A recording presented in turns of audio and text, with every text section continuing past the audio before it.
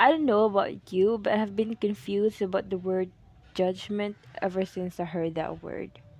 I keep on using the word for years until I stop and ask, what does it mean anyway? And I mostly use the term in context to a person. For example, quote unquote, Lizzie?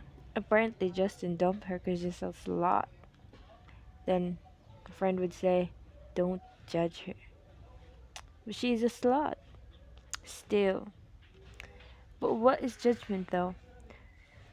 According to Oxford Languages, it is the ability to make considered decisions or come to sensible conclusions, quote unquote, an error of judgment.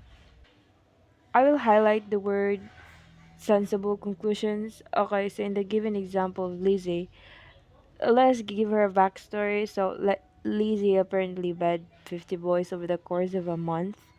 Let's just say that Slot beds 50 or more people in the course of a month. Boys and girls, this is just an example, okay? I'm not saying this the true definition of a slot, and or this happened, or I know someone called Lizzie. This is just an example. It's non-existent, okay? It's fictional. Okay. So, with that given definition, and we can make a sensible conclusion about Lizzie. Lizzie equals the slut. And so, quote unquote, Lizzie is a slut by my own arbitrary definition of the word slut. So, that's a judgment right there. And we all can say that it is true. Lizzie is a slut given that she fits the arbitrary description of what slut is. I think I just repeated that. But a question raises when Lizzie get a boyfriend and older now, she just sleeps with him. No other man. And so, is Lizzie still a slut? No. Obviously, no, not anymore. She's not, given that she doesn't fit the description anymore.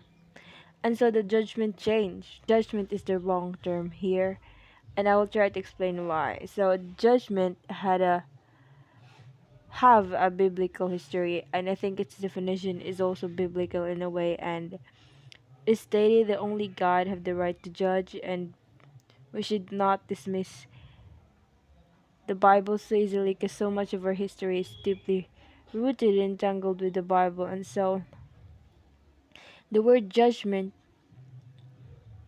equates to God.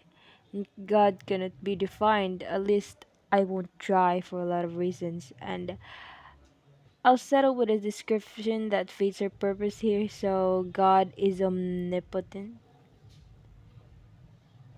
It seems that God have only the right to use the word judge or to judge even.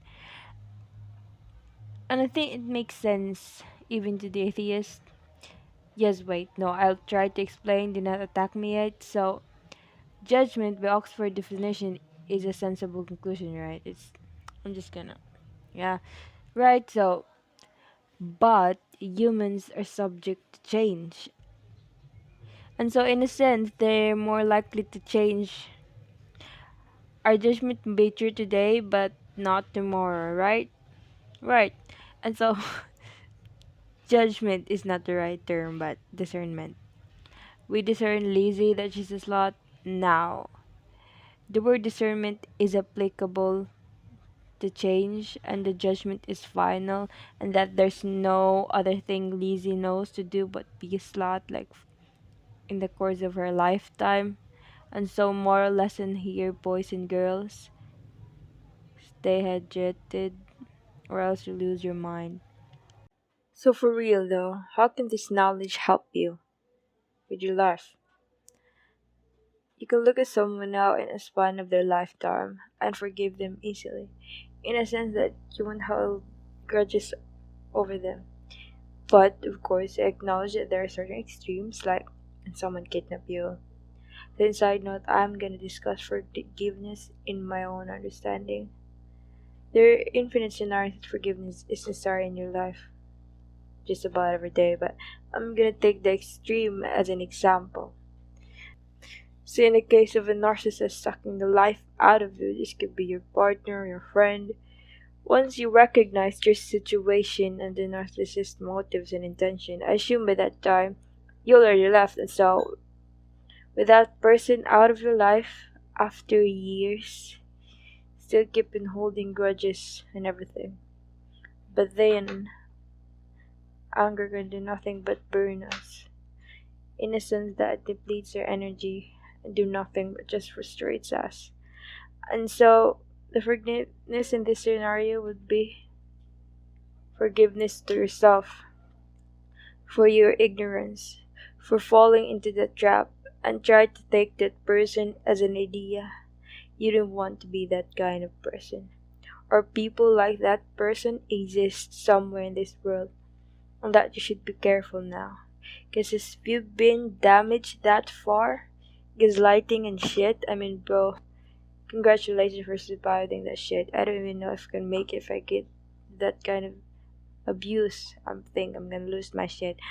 So basically, in the extreme case, you forgive yourself and accept there are people that has an intent specifically to exploit and hurt you. And I don't know if it's a biological thing, a tumor maybe. I don't know the reason exactly, but they exist, and now you're not naive to just trust anyone. So I think, in a sense, you get to see people in a different way, see them as something that is subject to change, and hopefully, in that way, you maintain a good relationship with anyone in your life. That's about it. Have a good one.